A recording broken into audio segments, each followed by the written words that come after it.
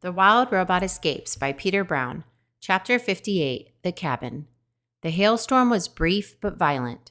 Its icy stones were quickly melting away, but the damage would linger on. The valley was littered with shredded leaves and wildflowers. Wounded animals were hobbling back to their homes.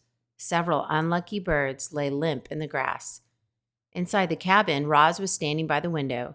She held Bright Bill in her arms, his bruised body wrapped in an old blanket. The robot knew everything there was to know about caring for animals, but all her son needed was time. His injuries would heal on their own. "Go on without me, Ma," said the goose in a weak voice. "I'll catch up to you when I'm feeling better." "That is ridiculous," said the robot. "What kind of mother would leave her injured son behind?" "But Ma—" "Stop talking," interrupted Roz. "You need to rest." Bright Bill tried to argue, but he was already falling asleep. The cabin was simple, just a square room with a wood stove, 2 chairs beside a table, and a couple of cots rotting in the corner. Dusty mugs and bowls sat on a shelf. Otherwise, the walls were bare. It was clear no humans had been there for a very long time. However, it seemed that some other creature had moved in.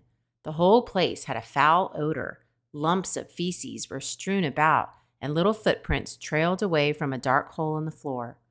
Roz leaned over the hole, and in the language of the animals, she said, "Hello, is anyone down there?" Something moved, and then a pair of shining eyes looked up from the darkness. "Who are you?" said a voice. "I didn't invite you into my home."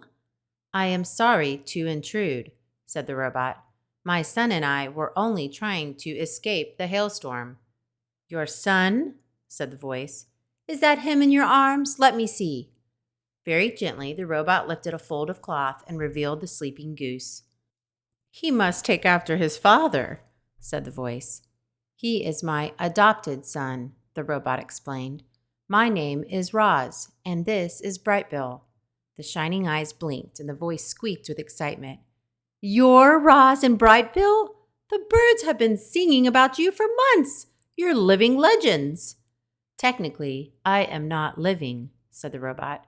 "You seem pretty alive to me," said the voice. "Either way, it's nice to meet you. They call me Sprinkles." With that, the creature crawled up through the hole in the floor. She was covered in black fur from her nose all the way to the tip of her fluffy tail. Well, except for those white stripes running down her back. You see, Sprinkles was a skunk. The robot took one look at her and stepped backwards. Sprinkles frowned. "You know, Roz, skunks only get stinky when we're nervous." "Are you nervous now?" "Well, sort of, but in a good way. I'm honored to meet you. Please, pull up a seat and tell me what brings you here." Sprinkles hopped onto the table and listened as Roz described their journey. The skunk was a very good listener. While Roz spoke, Sprinkles nodded politely and said things like, "Oh my," and "Is that right?" and "You don't say." This went on until Bright Bill began to stir. "Ma, I'm thirsty," he whispered. "There's a creek right out back," said Sprinkles, "and those might be useful." She motioned to the bowls on the shelf. "Please, help yourself to anything. My home is your home." It turns out skunks can be quite hospitable. Sprinkles invited the visitors to stay as long as they liked, and so our friends spent Bright Bill's recovery in the cabin. The goose mostly slept. The robot brought him water and food. The skunk made sure they both were comfortable. A few mornings later, sunlight streamed in through the window and onto Bright Bill.